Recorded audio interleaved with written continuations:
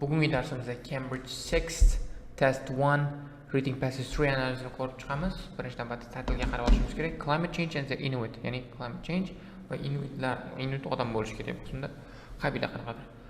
Savollarni ko'rib olamiz. Demak, o'simda matching headings, list of headings A уже berilgan ekan. 8 o'chirib tashlaymiz. 2, 4, 6 ta savolimiz qoladi. Undan keyin savol turlarini ko'rib chiqamiz. No more than 2 words, summary completion bo'lar ekan. Undan bo'ldi. Demak, e'tibor berishimiz kerak. Canadian Arctic, thousands of years. Qisqasi, shu savollarga javoblarni topishga e'tibor berishimiz kerak. Matching headinglarni qilib ketganimiz. Chunki ko'pchilik o'quvchi nima qiladi? A ni topadi zo'r, B ni topadi zo'r, C ni topadi zo'r, G ni topadi zo'r, hammasini tugatadi. Keyin savol turlariga o'tadi. Keyin savol turlari uchun yana bir marta orqaga qaytib o'sha savollarga javob berishga majbur bo'ladi. Shuning uchun ham e'tiborli bo'lishimiz kerak. Paragraf B ni o'qiymiz. For the Inuit, hop, men buni o'qimasak bo'lmas ekan. Unusual incidents are being reported across Inuit families going off snowmobiles to prepare their summer hunting camps have found themselves cut off from home by a sea of mud following early sows. There are reports of eagles losing their insulating properties as the snow drips and freezes, of lakes that draining into the sea. Permafrost melts, ice breaking up early than usual, carrying seals beyond the reach of hunters. Climate change may still be a rather abstract idea for most of us, but the Arctic is already having dramatic effects. Summertime ice continues to shrink. Its present rate could soon become virtually ice-free summer. Interesting. The knock-on effects are not only could include more warming, cloudier skies, increased precipitation, higher sea levels. Are increasing keen to find out what's going on. Canary in the mine for global warming. Warming of what's more in the world. Wow. Hope. For them, the problem is urgent. To live in precarious balance with one of the toughest environments on Earth. Climate change, whatever it is caused, direct threat to their way of life. Nobody knows Arctic as well as the locals, which is why there are no contests simply to stand back and let outside experts tell them what's happening. In Canada, where Inuit people are jealous regarding their hard-won autonomy in the country's nearest territory, Nunavut, they believe their best hope for the world is changing environment lies in combining their ancestral knowledge with the best of modern science. Challenge its result. Inuit haqida. Reaction to climate change. To reaksiyasi bor, kutilmaydi, o'tirmaydi, orqaga qarab o'tirmaydi. Mana. Nimaga reaction mana? Which is why they are not content simply to stand back and let outsiders tell us what to do. Shu reaction bo'ladi, shuni ham bino olamiz. Qolganlarni ko'ramiz. Yo'q. Canadian Arctic is a vast, treeless polar desert that's covered with snow for most of the year. Venture into this terrain and you get some idea of the hardship facing anyone who calls this home. Farming is out of the question. Nature offers meager pickings. Humans first settled in Arctic mere a year ago, surviving by exploiting sea mammals and fish. Environment tested them to the limit. Sometimes the colonists were successful, sometimes they failed and vanished. But around 1,000 years ago, one group emerged that was uniquely well adapted to cope with the Arctic environment. These two people moved from Alaska, bringing kayaks, sledge dogs, pottery, iron tools. Their ancestors today in Israel. Fortunately, understanding no, alternative no, nope. Difficult landscape.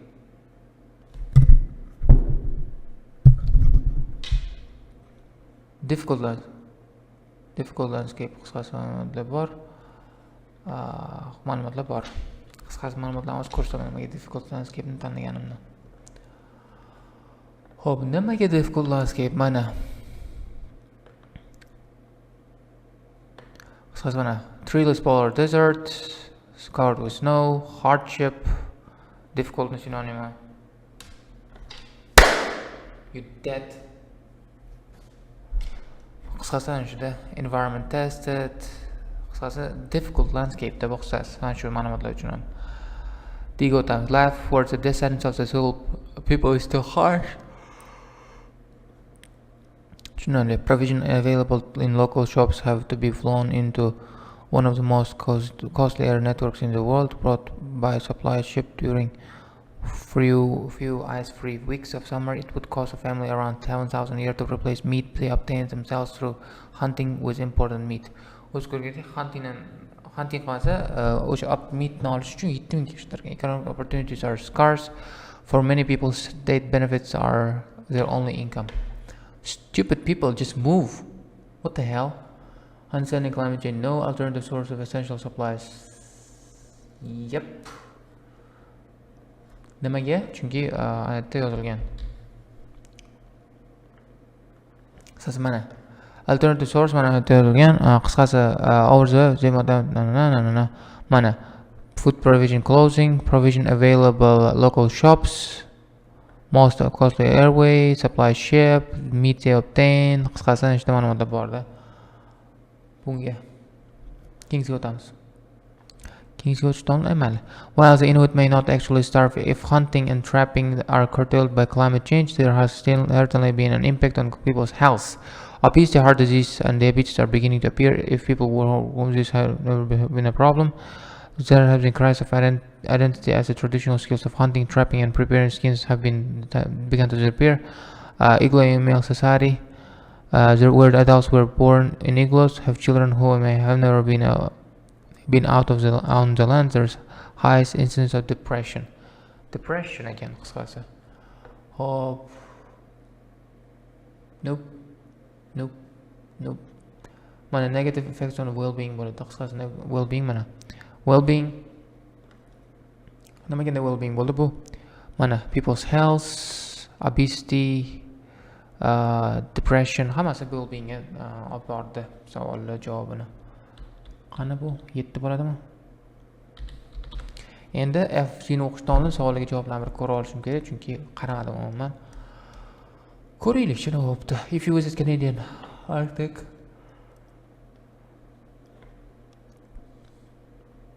o'tib qolishni. Impossible for engage in as a means of supporting themselves. For example, catching. Agriculture bo'ladi bu. Farming, bir narsa, qani farming. Farming is impossible. Işte o'qiganimda qayoqdadir farming is impossible. Ko'ryapsizlarmi nima bo'lishini, nima qildim hozir masalan, sizlarga aytdim.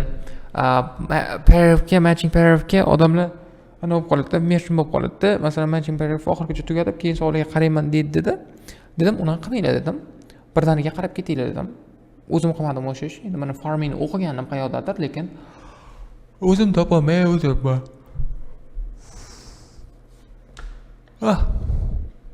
Okay.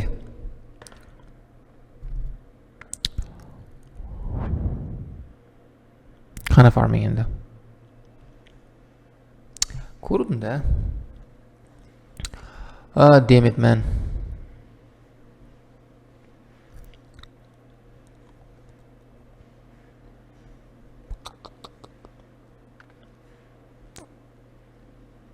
Mana. Sida bor ekan javoblar. Farming is out of the question. Nature offers meager pickings. Demak, shunda it would clearly impossible synonym boxunda out of the question bor turibdi. For people to engage in farming bo'ladi as a means of supporting themselves. Farming bilan foydalanishi foydasi yo'q. For thousands of years they have had to rely on catching something and as a means of sustenance. Nimadir catch qilar ekan. Mana exploiting sea mammal and fish. Catching sea mammal and fish for a job. Sea mammals and fish. Fish bo'ladi. Shu qisqasi o'zini sustenance, ya'ni qo'llab-quvvatlab turish uchun, поддерживать turish uchun sea mammal bilan fishni catch qilar ekan, yer ekan o'shalarni.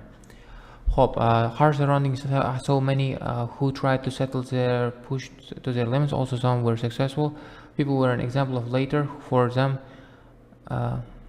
the people were an example of the later. Example of the later is successful, lana example.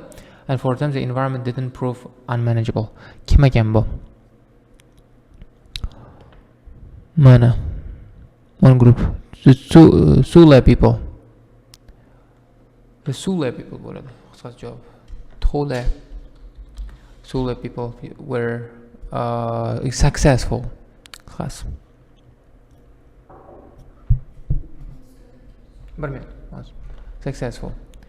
A territory of note consists of little more than ice, rocks and few islands bo'ladi bu. Uni ko'rdim-da qayerdadir.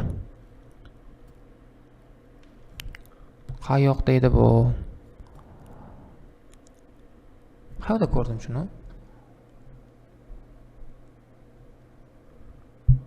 Ice, rocks, damn it man. Qayerda ko'rdim-da shuni? Islands bo'ladi. Mana square kilometer of rock, ice turibdi mana, rock ice topdik. И handful of islands. Handful degani bir necha degani, hatto few ni sinonim o'tdi. Islands. Qisqasi shu bo'ladi. Keyingi qismga o'tamiz. O'zingiz ko'rganingizdek, masalan, C paragrafdan 34, 35, 36 ni topgan bo'lsak, mana bu tugadi-da, 37 D dan o'tib ketib qoldi. In recent years many of them have obligated to give up their nomadic lifestyle bo'ladi bu. Mana abandon degani give up ni sinonimi. O'z ko'rganingizdek, agar eslab qolsangiz, xotirangiz kuchli bo'lsa yoki detallarga e'tiborli bo'lsangiz, mana nomadic degan ko'chmanchi degani. Qisqasi why sinonim o'stimda lifestyle nomadic bo'ladi javob. Nomadic bo'ladi, nomadic bu nomad emasda, nomad. But they continue to depend mainly on for their food and clothes. What? Heavily on nature bo'ladi mana. Rely heavily on bu qismda depend mainly on. Depend rely ni sinonimi, mainly heavily on sinonimi. Qisqasi nature bo'ladi. Nature bo'ladi. Food and clothes turibdi, food and clothing turibdi. Produce is particularly expensive. What produce is particularly expensive? Expensive. Meat produce is expensive mana. O'z ko'ring $7,000. 7,000. Meat.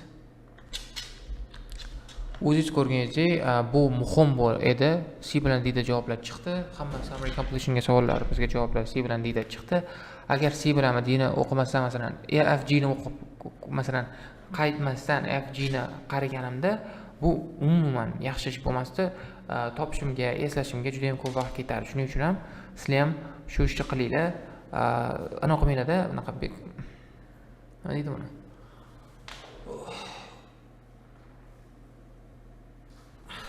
Erinmanglar-da. Parallel o'qidinglarmi, javoblar bormi, yo'qmi, o'shani tekshirib ketishga harakat qilinglar. Xo'p, keyingiga o'taman endi. Ikkita savolimga javob qoldim o'zi. Mana F bilan G qoldi. F o'qiyman, G ni o'qiyman, javoblarni topaman.